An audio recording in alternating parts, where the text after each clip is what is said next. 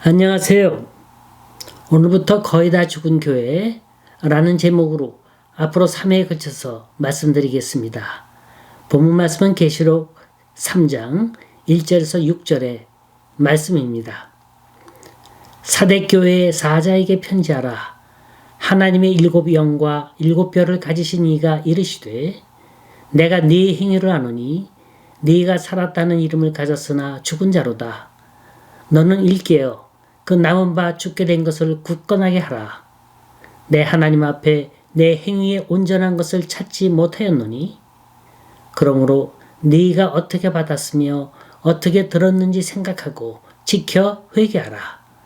만일 일깨지 아니하면 내가 도둑같이 이르리니 어느 때에 네가 이르는지 네가 알지 못하리라.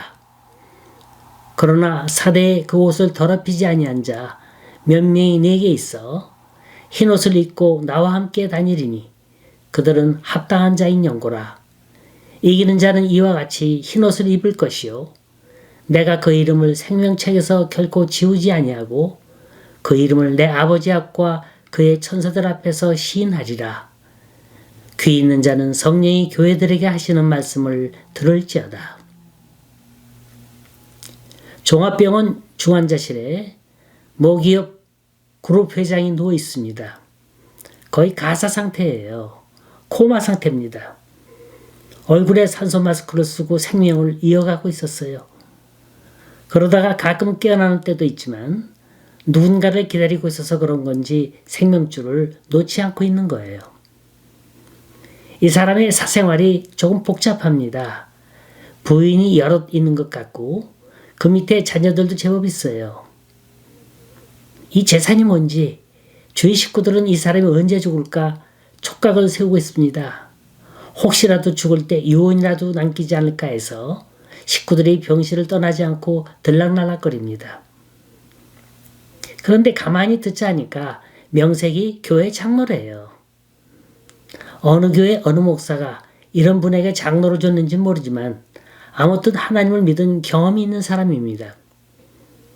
모르긴 해도 한때는 열심히 하나님 믿고 교회에 충성한 분이었으리라 우린 스스로 위안 삼아 봅니다. 그런데 이 병실에 조강지처인 본 부인이 찾아왔어요. 아마도 이 부인은 남편 곁을 떠나 소식조차 끊고 살아나와요. 마지막 가는 남편의 얼굴이라도 보자는 의미에서 왔습니다. 이 부인은 조용히 눈을 감고 있는 남편의 손을 잡고 간절히 기도합니다. 하나님, 이 영혼을 불쌍히 여겨주세요. 한 번 더 살 수 있는 기회를 허락해 주세요. 엉엉 울면서 기도하는데 이 남편의 영혼이 그걸 다 듣고 있는 거예요. 이 부인의 눈물이 그 남편 손에 뚝뚝 떨어집니다. 이게 웬일이에요? 이 남편이 부인의 손을 꼭 잡는 거예요. 의식이 돌아왔어요. 입을 열어 가느다란 음성으로 부인에게 말합니다. 여보, 내가 당신 마음 참 아프게 많이 했지? 날 용서해 주구려. 알고 보니까 이 사람이 생명줄을 놓지 않고 기다리고 있었던 건 이 부인 때문이었어요. 그래서 못내 떠나지 못하고 그렇게 기다리고 있었던 겁니다. 내가 이렇게 대기업의 총수가 된 건 다 당신의 기도와 헌신 때문이었는데 내가 그동안 세상사에 눈이 멀었나 보. 다시 내 곁에서 날 위해서 기도해 줄 수는 없겠소. 이 부부는 서로 손을 잡고 한없는 눈물을 흘립니다. 이 눈물은 용서의 눈물이요 사랑의 눈물입니다. 얼마나 울었는지 몰라요. 이때 그 담당 간호사가 와서 체온과 혈압을 재보더니 소스라치게 놀랍니다. 어머, 맥이 뛰기 시작해요. 그러면서 급하게 담당 의사를 호출합니다. 하나님이 그 생명을 다시 살려주신 거죠. 이젠 다시 신앙인으로 돌아가서 나머지 삶을 주를 위해서 살라고 하는 사인이었어요. 자, 이상은 오늘 본문에 나타난 사대교회를 생각하면서 제가 임의로 만들어 본 일종의 시나리오입니다. 사대교회 거의 다 죽은 교회예요. 가사 상태에 있는 교회입니다. 회복불능의 교회예요. 여기 1절에 관주 성경을 갖고 있는 분은 빨간 글씨나 아니면 다른 색의 글씨로 써 있을 겁니다.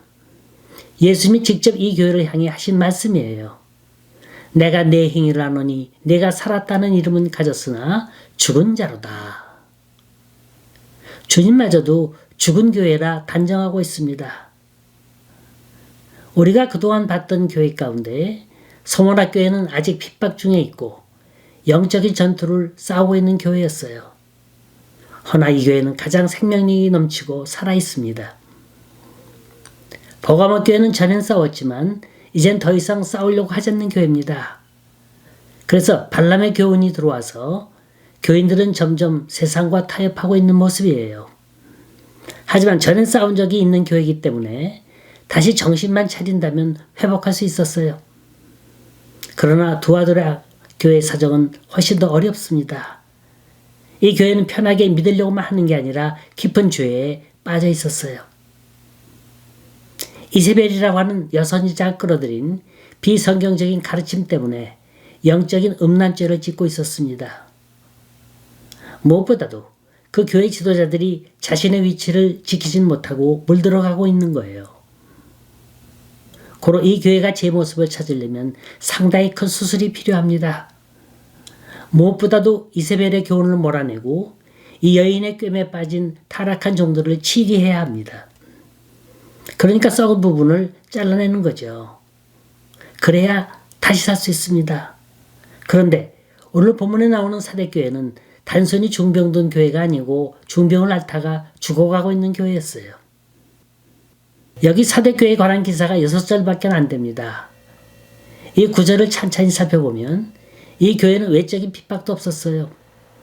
또 내부적인 갈등도 없습니다. 이세벨이나 죄를 지은 종들의 얘기도 없어요. 그런데 이 교회가 저절로 죽어가고 있다는 거예요. 건축에다가 비유를 한다면 다 쓰러가는 건물은 다시 수리하는 것보단 차라리 다 허물고 새로 짓는 편이 오히려 더 낫습니다. 지금 사대교회 형편이 바로 그러한 거예요. 자, 다음 시간에 계속하겠습니다.